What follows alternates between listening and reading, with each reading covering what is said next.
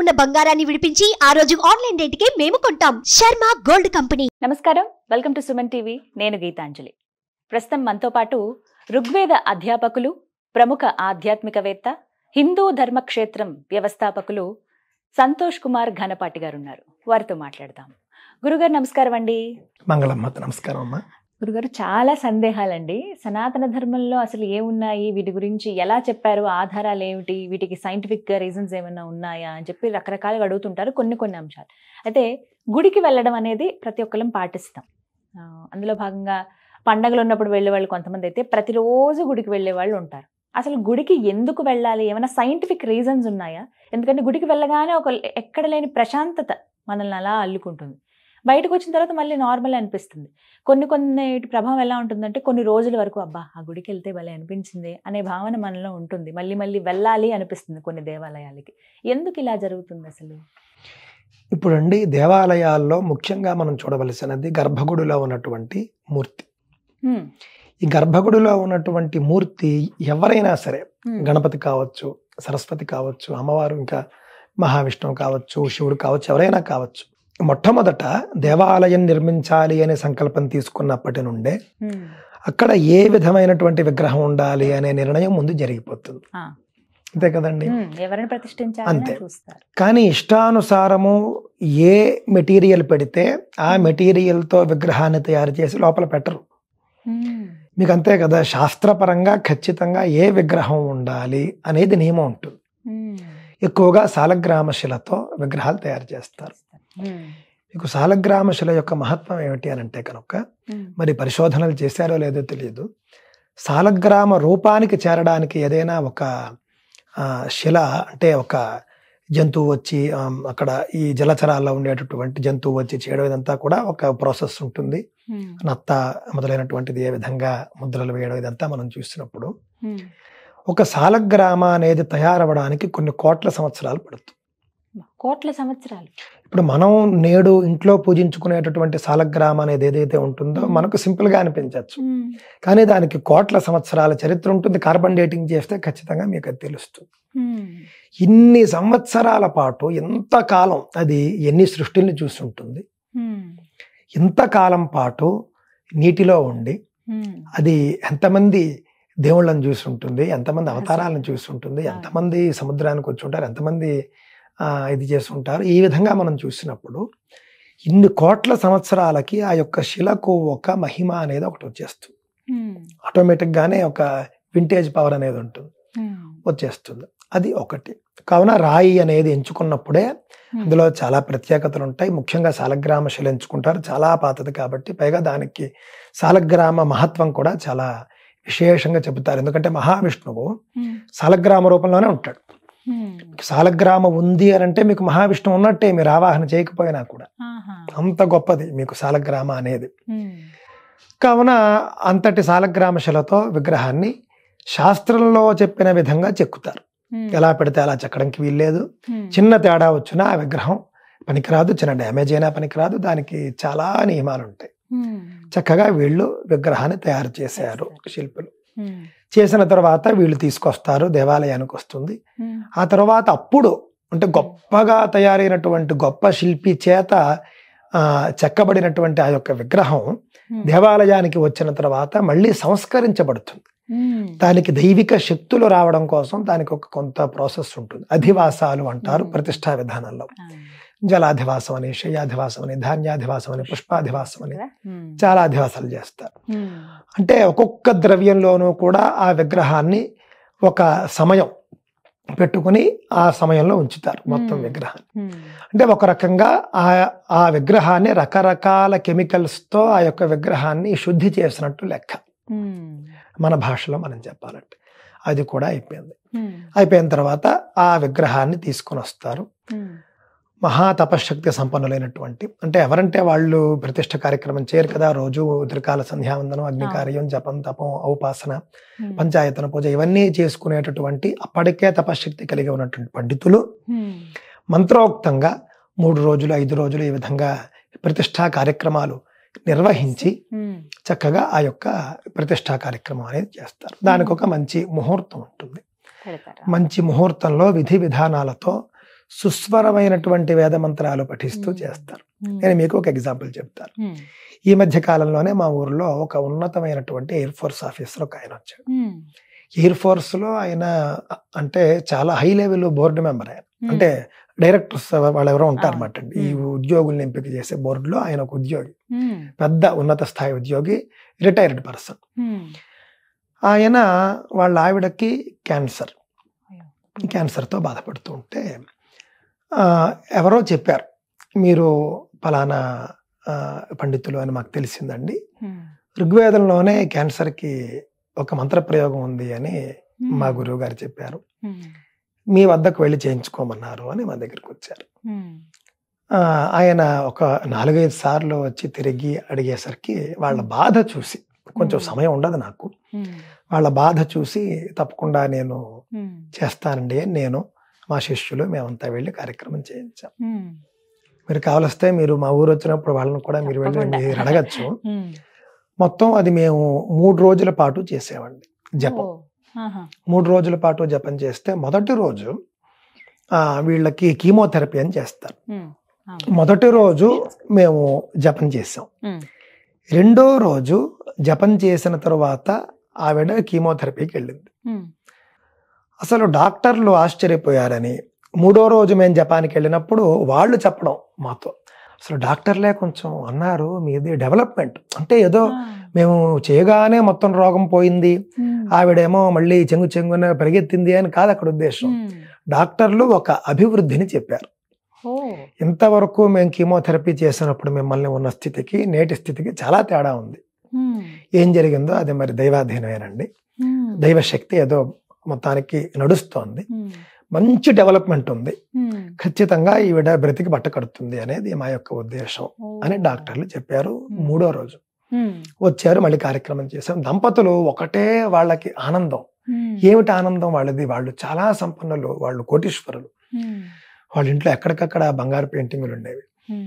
వాళ్ళు ఏమిటి అని అంటే, మీరు జపం చేసి వెళితే చాలండి, అసలు మాకు ఇక్కడ వచ్చేటటువంటి పాజిటివ్ వైబ్రేషన్స్ చాలా అద్భుతంగా మాకు కనిపించేవి. మీరున్న దగ్గరికి వచ్చి అంటే మేము జపం చేసినటువంటి స్థలం, అంటే ఆ ఇల్లు, మేము ఒక 3 hours 4 hours మేము జపం చేసి వెళ్ళిపోతాం.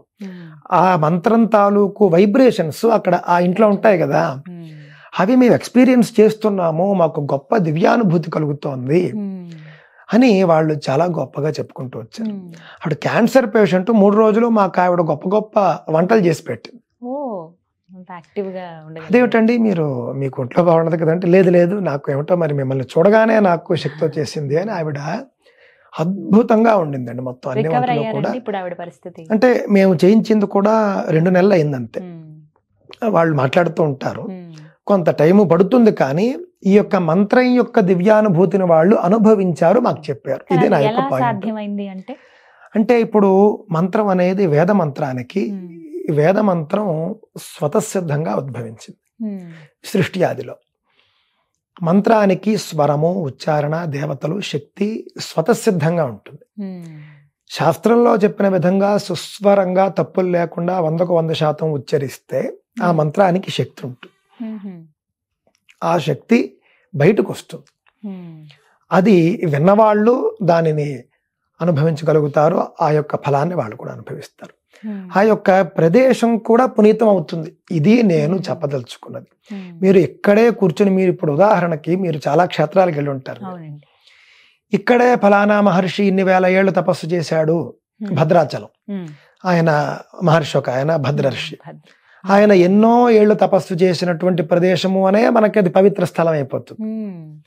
మరి ఆయన కూర్చుని ఆయన కోసం ఏదో తపస్సు చేసుకుంటే మనకెందుకు పవిత్ర స్థలం అవ్వాలి? అంటే ఆయన తపస్సు చేసినటువంటి ఆ యొక్క తపశ్శక్తి అక్కడ వైబ్రేషన్స్ రూపంలో నేటికీ ఉంది అని. ఇప్పుడు నా యొక్క పాయింట్ ఏమిటంటే, దేవాలయంలో ఎంత మంత్రోక్తంగా ప్రతిష్ఠ చేసిన తర్వాత రోజు కూడాను 3 కాలాల్లోనూ పండితులు, పురోహితులు, అర్చకులు గొప్పగా పరిశుద్ధంగా మంత్రాలతో పూజలు చేస్తూ ఉంటారు, జపాలు చేస్తూ ఉంటారు, శుద్ధి చేస్తూ ఉంటారు, అభిషేకాలు చేస్తూ ఉంటారు. ఈ యొక్క మంత్రశక్తి విగ్రహం ఆకర్షిస్తుంది. అంటే ఆ యొక్క కేంద్రం ఎక్కడైతే గర్భాలయంలో ఉన్నటువంటి విగ్రహం మంత్రశక్తిని పూర్తిగా ఆకర్షించుకుని మరింత శక్తివంతంగా తయారవుతూ ఆ యొక్క విగ్రహం చాలా పవర్ఫుల్ గా తయారైపోయి ఈ మంత్రంలో ఉన్న శక్తి విగ్రహంలో చేరుతుంది. మనం వెళ్ళి దర్శించుకోగానే అది మనకి పాస్ అవుతుంది. ఇది మనకి దేవాలయం గర్భగుడిలో ఉన్నాడు. ఇది నేను కేవలం మీకు విగ్రహం గురించి చెప్పాను. ఆ తర్వాత మళ్ళీ మీకు గర్భాలయం యొక్క స్ట్రక్చర్. మీరు తమిళనాడులో తంజావూరులో ఒక ఆలయం ఉంది, బృహదీశ్వర ఆలయం అంటారు. అసలు చాలా అద్భుతమైన ఆలయం. నాకు తెలిసి అది 1400 ఏళ్లకు పూర్వం అనుకుంటున్నాను, లేదా 1000 ఏళ్ల పూర్వం అనుకోండి. దాని యొక్క నిర్మాణం ఎంత అద్భుతంగా ఉంటుంది. గర్భాలయం ఎంత పెద్ద గోపురం ఉంటుంది, ఎంత పద్ధతిగా ఉంటుంది, మీకు ఎంత చిన్న తేడా కూడా ఉండదు. ఇప్పుడు ఉదాహరణకి ప్రపంచంలో ఉన్నటువంటి 7 వింతలు అని చెబుతారు. 7 వింతల్లో ఒక failed engineering the pizza tower అనుకుంటా, పిసా టవర్ ఏదో అంటారు, అక్కడ ఇటలీలో ఉంది. దాన్ని ఒక గొప్ప వింత అని వీళ్ళు చెబుతారు. అదేమిటి? Failed engineering. ఇక్కడ సక్సెస్ఫుల్ ఇంజనీరింగ్ లో అద్భుతమైనవి మీకు 1000 ఏళ్ళైనా చెక్కు చెదరలేదు కదా. ఆ యొక్క స్ట్రక్చర్ ఏదైతే ఉందో ఈ శక్తి ఆ విధంగా మొత్తం గుడిలో చేరి శక్తి ఎక్కువైపోయినప్పుడు ఆ యొక్క గోపురం నుండి ఆ యొక్క కలశ నుండి అది విశ్వానికి వ్యాపిస్తుంది. మొత్తం ఒక ఆలయము అనేది జగత్ కళ్యాణం కోసము అనే విషయాన్ని మనం దృష్టిలో పెట్టుకోవాలి. ఇప్పుడు ఈజిప్ట్ లోని పిరమిడ్లు అంటారు వీళ్ళు. ఈ పిరమిడ్లు అనేటటువంటి కాన్సెప్ట్ దేవాలయం నుండి వచ్చింది. వాళ్ళకి ఒక పద్ధతి ఏదో ఉంది.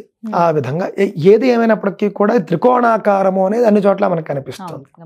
మన ఆలయాల గోపురాలు అదే విధంగా ఉంటాయి, అక్కడ మనం చూపించినటువంటివి కూడా అలాగే ఉంటాయి. అంటే ఒక శక్తి ప్రసారం జరగడానికి ఆ యొక్క స్ట్రక్చర్ ఉండాలి అనేది మనము తెలుసుకున్నాము. ఈజిప్ట్ వాళ్ళు కూడా మన నుండి వాళ్ళు నేర్చుకున్నారు. శ్రీచక్రం కూడా అదే ఆకారంలో ఉంటుంది, మీకు తెలుసు. అంటే ఆ ఆకారము అనేది శక్తిని ప్రసరిస్తుంది, విశ్వానికి అందిస్తుంది. ఇది మనకి ఆలయ గోపురానికి ఉన్నటువంటి విశిష్టత. ఇంకా చెప్పాలి అని అంటే కనుక మీకు ఆలయం అనేటటువంటిది దీపాలు, అక్కడ మీకు దీపారాధనలు చేస్తారు. దీపారాధనలో కూడా స్పష్టమైన నియమాలు ఉంటాయి. ఏ నూనె, ఏ ఒత్తు, ఏ ప్రమిద, ఇవన్నీ ఉంటాయి. నైవేద్యాల్లో కూడా మీకు అన్ని నియమాలు ఉంటాయి. పూజ చేసే పువ్వుల్లో కూడా మీకు నియమాలు ఉంటాయి. అన్నీ కూడా దైవిక గుణాలు, ఆధ్యాత్మికమైనటువంటి గుణాలు, శాస్త్రీయపరమైనటువంటి వైద్యపరమైన గుణాలు ఇవన్నీ కలిగి ఉంటాయి. ఇంత సమ్మేళనం మీకు ఒక చోట చేరుతుంది, అంతే కదా. అందుకు వెళ్ళడం అంత పక్కాగా మీకు అక్కడ చేస్తారు. అంతటి సమ్మేళనం చేసినప్పుడు మంత్రశక్తితో ఇవన్నీ కలుస్తాయి. మంత్రశక్తికేమో ఆ యొక్క పువ్వుల్లో ఉండే ప్రాకృతిక శక్తి, ఆకుల్లో ఉండే ప్రాకృతిక శక్తి, నీటిలో ఉండేటటువంటి సహజ శక్తి, దీపాల్లో ఉండేటటువంటి అగ్నిశక్తి, గంటలో ఉండేటటువంటి ఆకాశ శక్తి, ఇవన్నీ కూడా మీకు కలుస్తాయి. కలిసి ఆ యొక్క పంచభూతాల శక్తి ఆలయంలో గర్భగుడిలో మీకు పూర్తిగా ఆ విధంగా ఉంటుంది. అందుకే గుడికి వెళ్ళమంటారు. అంతే. మీరు అక్కడికి వెళ్ళగానే అసలు ఫోన్లు గుళ్ళ లోపలికి ఎలా చేయకూడదు అనేది నా అభిప్రాయం. అసలు ఫోన్స్ మీరు ఎలా చేయలేదు అనుకోండి, ఎలా చేయని తిరుమల ఆలయంలోకి వెళ్ళగానే మీకు ఎలా ఉంటుంది? ఎంత అద్భుతమైనటువంటి అసలు మీరు తిరుమల కొండ మీదకి వెళ్తేనే మీకు ఆ విధమైనటువంటి భావన మీకు వచ్చేస్తుంది. కారణం ఏంటంటే 7 కొండలు, ఆ కొండల్లో ఉండేటటువంటి సహజ మూలికా వృక్షాలు, ఆ రాళ్ళు, రప్పలు, అలాగే జంతువులు, అన్ని దైవిక గుణాలు కలిగి ఉన్నటువంటివి ఈ తిరుమల పర్వతాల్లో, 7 పర్వతాల్లోనూ. అందులో మీకు సాక్షాత్తుగా శ్రీమన్నారాయణుడు అన్ని తీర్థాలు, సకల తీర్థాలు ఉన్నాయి మీకు. మళ్ళీ మీకు ఇక్కడ అండి తీర్థాలు అంటాం మనం.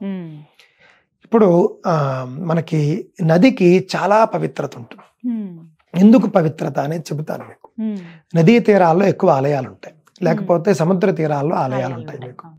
నది దగ్గరకు వచ్చేసరికి మీకు నది ఎక్కడో ఒక చోట అడవుల్లో పుడుతుంది దాదాపుగా. నాకు తెలిసి కావేరి అయినా కృష్ణ, గోదావరి అడవుల్లో ఒక చోట కొండ మీద ఎక్కడో చిట్ట చివరి ఎక్కడో పుడుతుంది, పుట్టి మీకు వస్తూ ఉంటుంది నది. ఆ నది తన ప్రయాణంలో ఎన్ని మహిమాన్వితమైనటువంటి రాళ్లను స్పృశిస్తుంది, ఎన్ని మూలికా వృక్షాలను స్పృశిస్తుంది, ఎన్ని ఔషధ గుణాలు కలిగినటువంటి మట్టిని తనలో కలుపుకుంటూ ఉంటుంది. ఈ విధంగా ఎంతో ప్రయాణం చేసి నది అన్ని చోట్లకు అలాగా నది ప్రవహిస్తూ ఉంటుంది. అందుకే నదికే ఎందుకు మహత్వం ఇచ్చారు అని అంటే, నది ఎల్లప్పుడూ కూడా నిరంతర ప్రవాహం కలిగి ఉంటుంది. అంటే అలాగే మీకు ఫ్లోట్ అవుతూనే ఉంటుంది. అవును. మీకు ఎప్పుడైతే నిరంతర ప్రవాహం ఉందో ఆ నీటిలో మీకు శక్తి ఉంటుంది. నీరు నిల్వ ఉండిపోయింది అనుకోండి, అందులో మీకు శక్తి ఉండదు. ఇప్పుడు సైన్స్ కూడా ఏం చెబుతుంది, నిల్వ ఉన్నటువంటి నీటి నుండి డెంగ్యూ దోమలు పుడతాయి, నిల్వ ఉన్నటువంటి నీటి నుండి టైఫాయిడ్కి సంబంధించిన బ్యాక్టీరియా పుడుతుంది. కావున నిల్వ ఉన్నటువంటి నీరు ప్రమాదము అనేది సైన్స్ చెబుతుంది. ప్రవాహం ఉన్నటువంటి నీరు గొప్పది అని మన శాస్త్రం చెప్పింది. అందుకని నదీ నీళ్లు చాలా గొప్పవి. అందుకని దేవాలయాల్లో ఎప్పుడు నదీ నీటితో అభిషేకం చేస్తూ ఉంటారు. అలాగే మీకు సాగరాలు, తీర్థాలు అంటారు. అంటే ఇలాంటి నదులు తీర్థములు అని చెప్పారు, చాలా గొప్పవి. ఆ నదీ తీరంలో ఉన్నటువంటి ఆలయం ఇంకా గొప్పది. ఇన్నింటికి మళ్ళీ మీకు ఒక్కొక్కటి ఫ్లేవర్స్ యాడ్ అవుతున్నాయి చూడండి, ఒకదానికొకటి శక్తులు యాడ్ అవుతున్నాయి. మీకు యాడ్ అవుతూ వెళ్ళినప్పుడు మీకు ఇంకా రకరకాలుగా అప్పుడప్పుడు మహాత్ములు వస్తూ ఉంటారు, పీఠాధిపతులు వస్తూ ఉంటారు, వాళ్ళ శక్తి కలుస్తూ ఉంటుంది అక్కడ. కావున ఏమిటంటే ఇక్కడ మీకు ఇంకొక రహస్యం కూడా ఉందండి. దేవుడికి గుడి లోపల ఉండేటటువంటి దేవుడి విగ్రహానికి శక్తి ఇచ్చేవాడు మనిషి అనే విషయాన్ని దృష్టిలో పెట్టుకోవాలి. అంతే కదా. అంటే ఇక్కడ మీకు మనిషి యొక్క మహిమ అక్కడ మీకు అర్థం అవుతుంది. అంటే మనిషి యొక్క గొప్పతనం గుర్తించింది సనాతన ధర్మం. ఎల్లప్పుడూ కూడా దేవుడు గొప్పవాడు, దేవుడు గొప్పవాడు ఎంతసేపు భజన చేస్తావు, నీ గొప్పతనం ఏమిటి? సనాతన ధర్మంలో మనిషి గొప్పవాడైతేనే అక్కడికి దేవుణ్ణైనా తీసుకురాగలడు. మనిషి గొప్పవాడు కాలేనప్పుడు దేవుడు రాడు. గొప్పవాడు పిలిస్తే వస్తాడు, లేకపోతే రాడు. గొప్ప అంటే ఏం లేదు, తపస్సు చేయాలి మీరు, మంత్రశక్తితోనో స్తోత్రాలు, మీకు ఏది శక్తి ఉంటే అది. ఆ విధంగా దేవాలయం గురించి మనం చెప్పాలంటే అద్భుతమైనటువంటి విషయాలు ఉంటాయి. ఎంత శక్తి కేంద్రంగా ఉంటుంది. కంచు గంటలు ఉంటాయి దేవాలయంలో. గంట మోగించిన వెంటనే మీకు ఆ కంచు గంట మోగించిన వెంటనే మీకు ఒక రకమైనటువంటి నాదం వస్తుంది. ఎంత మీకు ఒక శ్లోకం చెప్తాను. ఆగమార్థంతో దేవానాం గమనార్థంతో రక్షసాం కుర్వే ఘంటారవంతత్ర దేవతాహ్వానల అంచనం అంటాం మనం. దేవతలను ఆహ్వానించడం కోసం, ఆగమార్థంతో దేవానాం దేవతలు రావడం కోసం, గమనార్థంతో రక్షసాం రాక్షసులు పోవడం కోసం. రాక్షసులకి ఘంటానాదం అంటే వాళ్ళకి నచ్చదంటే నెగిటివ్ ఎనర్జీ. రాక్షసులు అంటే నెగిటివ్ ఎనర్జీ, దేవతలు అంటే పాజిటివ్ ఎనర్జీగా మనం తీసుకుంటే ఈ కంచు గంట యొక్క నాదం ఏదైతే ఉందో ఈ నాదం రాక్షసులకు పడదు, రాక్షస శక్తులకు పడదు, నెగిటివ్ ఎనర్జీకి పడదు. కంచు గంట ఒక్కసారి మోగిందంటే ఏమాత్రం అక్కడ నెగిటివ్ ఎనర్జీ ఉంటే అక్కడి నుంచి పోతుంది. ఎన్ని గంటలు ఎంతమంది, ఎన్ని లక్షల మంది మోగించుంటారు, ఎన్ని కోట్ల మంది మోగించుంటారు, ఎంత శక్తి అక్కడ ఉత్పత్తి అయ్యి ఉంటుంది. కానీ ఒక వ్యక్తి జీవితంలో ఎన్నిసార్లు దేవాలయానికి వెళ్ళాలి, వీటికంటూ ఏమైనా నియమం ఉందా అండి? అసలు ఉదాహరణకండి, మీరు గొప్పవారు అనుకోండి, మీరు మహా తపస్వి అనుకోండి, మీరు ఉన్న చోటే మీరు దేవుణ్ణి పూజించగలరు. ఇప్పుడు మేము ఉన్నాం అనుకోండి, రోజు ఇంట్లో పంచాయతీని పూజ చేసుకుంటాం, అదే మన నియమంలో ఒక భాగం. చాలా మంది స్త్రీలు పాపం ఆడవాళ్ళు రోజు ఇంట్లో పూజ చేసుకుంటారు. వాళ్ళకి చాలా మహిమ ఉంటుంది. వాళ్ళకి మనలో తెలియదు. మీ అమ్మగారికో మా అమ్మగారికో మనం చూసామనుకోండి, ఉదయాన్నే ఆవిడ ఒక 4 గంటలు స్నానం చేసి పూజ చేసుకుంటుంది అంటే ఆవిడకే ఒక గొప్ప శక్తి ఉంటుంది. ఆవిడ ఒక మాట అంటే వెంటనే ఫలిస్తూ ఉంటుంది. కావున ఆ విధంగా ఒక తపస్సు ఉన్నవాళ్ళు ఇంట్లోనే పూజ చేసుకుంటారు. కానీ ఇంట్లో చేసుకునే అవకాశం నీకు లేదా, నువ్వు రోజు ఆలయంకి వెళ్ళాలి. రోజు ఆలయం అనేది మనకి పాజిటివ్ ఎనర్జీని ఇస్తుంది అనడంలో సందేహం లేదు. రోజు వెళ్ళొచ్చు, రోజు వెళ్ళాలి అనేది నా అభిప్రాయం. ఇప్పుడు ఉదాహరణకి ఇంట్లో మీరు మీకు ఇంట్లో గొడవ, ఏదో పెద్ద పెద్ద గొడవ అయిపోయింది, భార్యాభర్త మొత్తానికి ఎవరో ఇద్దరు దెబ్బలాడేసుకున్నారు. జీవితం మీద ఒకళ్ళకి విరక్తి వచ్చేసింది. విరక్తి వచ్చేసినప్పుడు ఇంకా ఈ క్షణం ఏదో చేసేసుకుందాం అనే స్థితిలో ఉంటాడు. అలాంటి వాడు ఒక్క నిమిషం అలాగ కాస్త ఆలోచన చేసి దేవాలయంకి వెళ్ళాడు అనుకోండి, వాడి మనసే మారిపోతుంది. అంతే కదా మరి. ఇప్పుడు అక్కడ ఉన్నటువంటి పాజిటివ్ ఎనర్జీ, అక్కడ ఉన్నటువంటి దేవుడు, కానీ అలా వెళ్ళటం అనేది వాడు వెళ్ళగలగడం అనేది వాడి రాత మీద ఉంటుంది అన్నమాట. ఎందుకంటే దేవాలయానికి వెళ్ళడానికి ముందు, దేవాలయం నుండి వచ్చిన తరువాత మీకు ఎలా ఉంటుంది మానసిక స్థితి ఒకసారి మీరు అంచనా వేసుకోండి. అంటే కొన్ని చోట్ల టెంపుల్స్ లో మరీ వ్యాపారం ఎక్కువైపోయి మనకి అక్కడ భక్తుల్ని కొంచెం మరీ ఇది చేయడం మనకు కనిపిస్తోంది. వాటి గురించి నేను మాట్లాడటం లేదు, కానీ ప్రశాంతమైన ఆలయాలు ఉన్నాయి మీకు. ఎందుకు ఇప్పుడు అందరూ జనం వెళ్లే కొళ్ళకి ఎందుకు వెళ్ళాలి? మీరు అంతే. ఇప్పుడు ఏదో ఒక ఆన్లైన్లోని ఒక ఛానల్లో ఎవరో ఒక టెంపుల్ గొప్ప అని చెప్పి అందరూ తండోపతండాలుగా వెళ్ళిపోవడం. వెళ్తారండి. అవును. మీ వీధి చివరిలోనేమో 10 మంది కూడా రాని ఆలయం మీకు అక్కర్లేదు. మరి తప్పు ఎవరిలో ఉంది? ఈ ఆలయంలో ఈయన బాగానే పూజ చేస్తాడు. సాధారణంగా చూస్తుంటాం ప్రతిష్ఠిత విగ్రహాలు ఉన్న దగ్గరికైనా స్వయంభూ స్వామి ఎక్కడైతే ఉంటారో అమ్మవారు అక్కడికి వెళ్ళడం ఎక్కువ గమనిస్తూ ఉంటాం. అక్కడ ఎక్కువ శక్తి ఉంటుంది అని అంటారు. కారణం ఏమిటి? ప్రతిష్ఠిస్తేనే ఇలా ఉంటుంది, స్వయంభూ అంటే అయితే స్వయంభూ అంటే భగవంతుడు స్వయంగా ఉద్భవించాడని కదా అక్కడ. ఇప్పుడు తిరుమల వెంకటేశ్వర స్వామి స్వయంగా వైకుంఠం నుండి వచ్చి అక్కడి నుంచి ఉన్నాడు ఆయన. కాబట్టి సాక్షాత్తు ఉన్నాడు అని అంటే అక్కడ కొంత శక్తి ఎక్కువగా ఉంటుంది, అద్భుతమైన శక్తి. అంటే సాక్షాత్తు ఉన్నప్పుడు మనం చెప్పేది ఏముంది? ఆ విధంగా కూడా మనకి స్వయంభూ ఆలయాల్లో సహజ సిద్ధంగా శక్తి ఎక్కువగా ఉంటుంది. ఇదేమైనా కానీ రోజు ఆలయాలకు వెళ్ళడం అనేది ఒక మంచి. కానీ అందుబాటులో ఉన్న ఆలయానికి వెళ్ళాలి. అందుబాటులో ఉన్నటువంటి ఆలయానికి వెళితే మనకు పాజిటివ్ ఎనర్జీ వస్తుంది. పైగా ఆలయం అనేది సమాజానికి ఒక కేంద్రం. అది అన్ని రకాల వాళ్ళు అక్కడ ఉంటారు. 10 మందిని నువ్వు చూస్తావు, నిన్ను 10 మంది చూస్తారు. 10 మందితో కలిసి తిరగడం అలవాటు అవుతుంది. నేటి రోజుల్లో మన వాళ్ళు న్యూక్లియర్ ఫ్యామిలీస్ అని చెప్పేసి తల్లిదండ్రులు ఇద్దరు, బిడ్డ ఒకడే. మరి అలాంటప్పుడు వాడికి 10 మందితో కలవడం ఎక్కడ అలవాటు కావాలి? కావున ఆలయం ఆ విధంగా కూడా మనకి పనికొస్తుంది. రకరకాల కారణాలు, ఒక కారణం కాదు, వేల కారణాలు మీకు ఆలయ దర్శనానికి ఉన్నాయి. మీకు కాంచీపురంలో ఏకాంబరేశ్వర ఆలయం అని ఉంటుంది. అక్కడేమో చాలా ప్రాచీనమైనటువంటి మామిడి చెట్టు ఒకటి ఉంటుంది. అలాగే మీకు ఇంకొన్ని దేవాలయాలకి వెళితే కొన్ని 100 ఏళ్ల రావి చెట్లు, కొన్ని 100 ఏళ్ల మర్రి చెట్లు, ఈ చెట్లకు మహత్వం ఉంటుంది. కాబట్టి ఇన్ని మహత్తులు ఒక చోట మీకు కలిగేది దేవాలయంలోనే. దేవాలయం ఉన్నందుకు మనం గర్వించాలి. వేరే వాళ్ళకి లేకపోతే వాళ్ళ కర్మ, అది మనకెందుకు. కానీ మనం మానుకోకూడదు. మనం చక్కగా ఆలయానికి వెళ్ళాలి. ఆ యొక్క శక్తిని మనం ఆస్వాదించగలగాలి. ఆ శక్తిని మనం రిసీవ్ చేసుకోగలగాలి. ఆ శక్తిని నువ్వు తెలుసుకోలేకపోతే, అంటే అక్కడికి వెళితే నాకు ఒక పాజిటివ్ ఎనర్జీ వస్తుంది నువ్వు అర్థం చేసుకోలేకపోతే, ఒక జీవుడుగా నువ్వు దాన్ని ఇబ్బంది పడ్డట్టు లెక్క. అంటే నువ్వే నిన్ను ఇబ్బంది పెట్టుకున్నట్టు లెక్క, ఒక అవకాశాన్ని నువ్వు పోగొట్టుకున్నట్టు లెక్క అనేది నా యొక్క అభిప్రాయం. చక్కగా వివరించారండి. నమస్కారం గురుజీ. మంగళం మాత.